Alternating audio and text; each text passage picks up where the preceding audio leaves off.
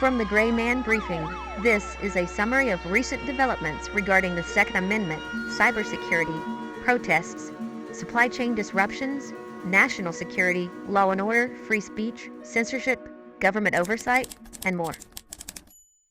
Now, the latest from GraymanBriefing.com. Here's this week's SORD, read out by Super Essie.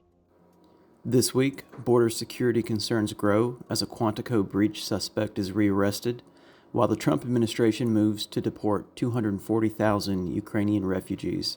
New tariffs drive up prices, sparking Canadian retaliation, and civil unrest spreads with campus occupations, Tesla firebombings, and armed LGBT groups. Missouri wins a $24 billion lawsuit against China over COVID-19. Markets tumble, and new research suggests the H5N1 outbreak may have started in a U.S. lab. Let's begin today with border security and terrorism. A Jordanian national who attempted to breach the Marine Corps base Quantico last year was rearrested by ICE after being released on a $15,000 bond. The original incident occurred in May of 2024 when two men who had recently crossed the southern border illegally attempted to drive into the base under the guise of an Amazon delivery driver. When directed to a secondary inspection area, they ignored commands and accelerated towards the base interior. Security personnel deployed barriers to prevent entry. At least one of the suspects was later found to be on the U.S. terrorist watch list. Let's shift now into government oversight and sticking with immigration. The Trump administration is preparing to revoke the temporary protected status, that's the TPS, of approximately 240,000 Ukrainians who entered the U.S. during the war with Russia.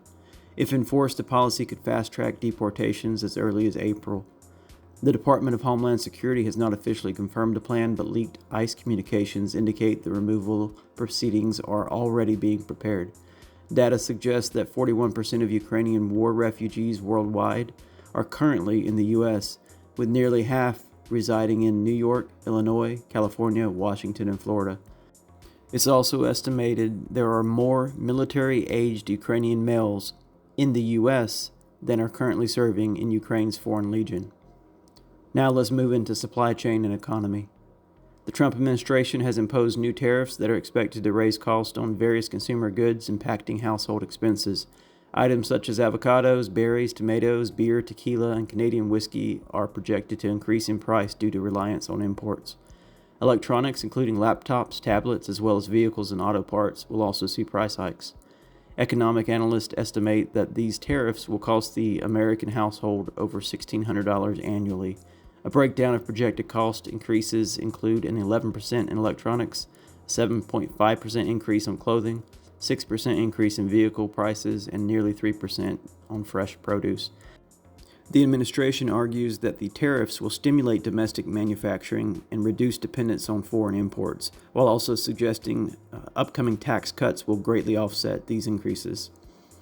Moving on, in retaliation for U.S. tariffs, Ontario's premier has enacted a 25% surcharge on electricity exports to the U.S.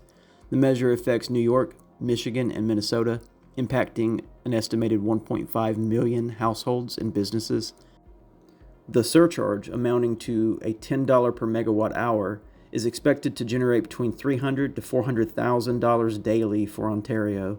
As a result, electricity bills in these affected states could rise by approximately $100 per month. The Michigan Public Service Commission raised concerns that the surcharge could pose a threat to the stability of the power grid. Now moving into civil unrest and extremism. Civil unrest is escalating across the U.S. as various activist groups protest legislation, government policies, and political figures. Demonstrations and direct actions have involved pro-Palestinian activists, anti-Tesla, or really anti-Doge extremists, anti-ICE protesters, and groups advocating for LGBT and immigration rights. Some incidents have turned violent, with firebombings, occupations of universities, and attacks on federal buildings. Let's talk about Iowa. Protests erupted at the state capitol over a proposed bill, this is HS 242 we're talking about, that would remove gender identity from the state's civil rights protections. If passed, Iowa would be the first state to revoke such legal recognition. Protesters chanted, "Trans rights are human rights," and "We won't go quiet," while occupying government offices. Advocacy groups such as One Iowa and the ACLU of Iowa opposed the bill, arguing it legalizes discrimination when it actually just makes the law equal for all. Moving on, in New York City, a group of masked pro-Palestinian activists stormed into Columbia University chanting pro-Hamas slogans and demanding institutional action against Israel. Over in California and Texas, activists associated with Union del Barrio and other anti-ICE groups have ramped up efforts to disrupt deportation operations. Using sirens, bullhorns, and mobile patrols, they alert illegal immigrants of ICE's presence, and they distribute flyers exposing the personal information of those federal agents. ICE officials warn that these tactics put officers at risk, and they've also led to disrupted enforcement operations. In Vermont, on March 1st, Antifa, pro-Ukrainian, and LGBT activists gathered along Route 100 to protest the vice president's and his family's arrival in the area for vacation. They carried transgender and Ukrainian flags, chanted against Trump and his administration. Moving now into California, an event there at Yosemite National Park. National Park Service employees climbed a ridge and unfurled an upside-down American flag to protest Trump and his administration's policies, specifically efforts to lay off federal employees. The Department of the Interior confirmed that it was, quote, aware of the unauthorized and inappropriate display of that flag, and it was removed as soon as possible. In Los Angeles, pro-Palestinian protesters staged a demonstration outside the Academy Awards, accusing Hollywood of supporting genocide in Gaza. Now let's talk about all those attacks on Tesla. They're happening everywhere. We'll touch on a few here. In Littleton, anti-Musk extremists vandalized and set fire to a Tesla's charging station. In Salem, Oregon, a transgender extremist firebombed a Tesla dealership and fired multiple rounds into the building and parked vehicles. We are tracking at least 7 other locations that Tesla was attacked nationwide. Let's talk now about that Trans Army. So a militant LGBT group known as the Trans Army has amassed 550,000 followers on Facebook. While the group publicly claims to be a community space for transgender, non-binary, and intersex individuals, internal discussions have called for recruiting ex-military members, stockpiling weapons, and preparing for armed insurrection against their political opponents. Members of the group have openly stated, "We don't intend to play defense. We ain't pacifists." Some posts encourage violence with statements such as, "Show me your darkest desires. Show me your hatred for the human race. Let's let the world know the LGBT community will not go away silently." The group is anti-Trump, anti-Doge, and pro-Ukrainian. While their primary page remains active, multiple offshoots have been banned for advocating violence.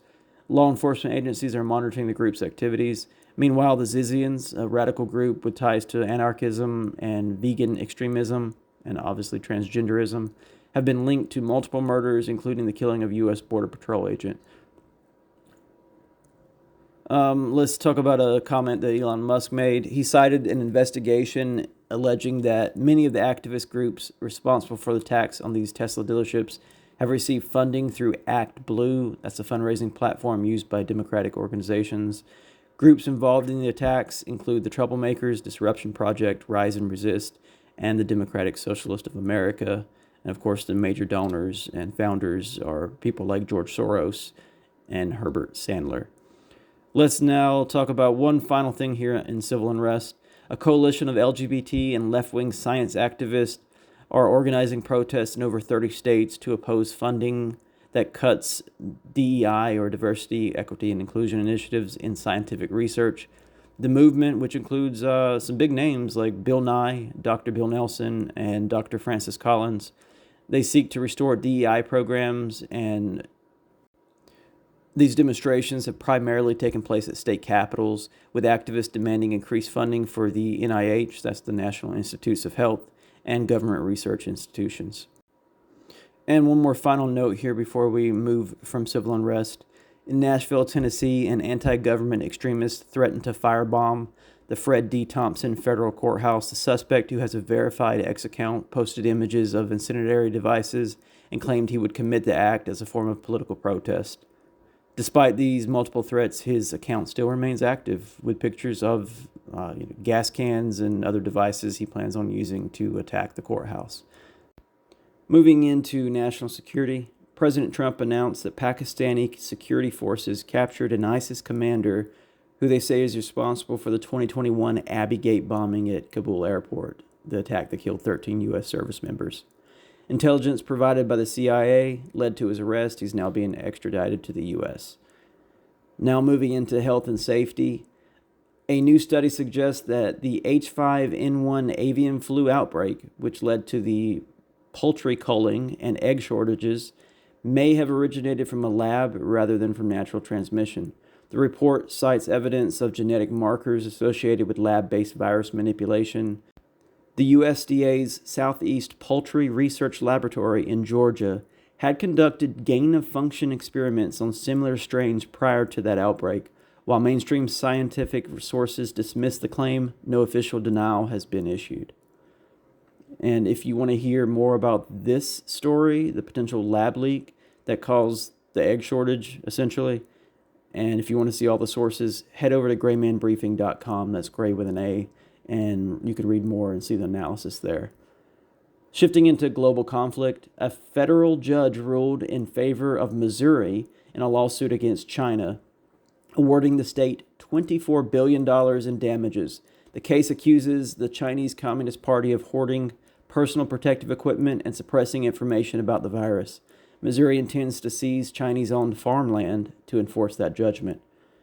And finally, in the economy, on March 10th, U.S. stock markets plummeted. Of course, they've been decreasing for the past couple of weeks, with NASDAQ dropping 4%, S&P 500 losing 2.7%, and the Dow falling 2.1%. Tesla, Nvidia, and Apple suffered significant losses.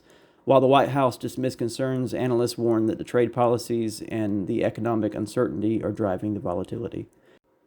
That's all for this week. Thanks for listening, and as always, remain aware, be vigilant, and stay safe.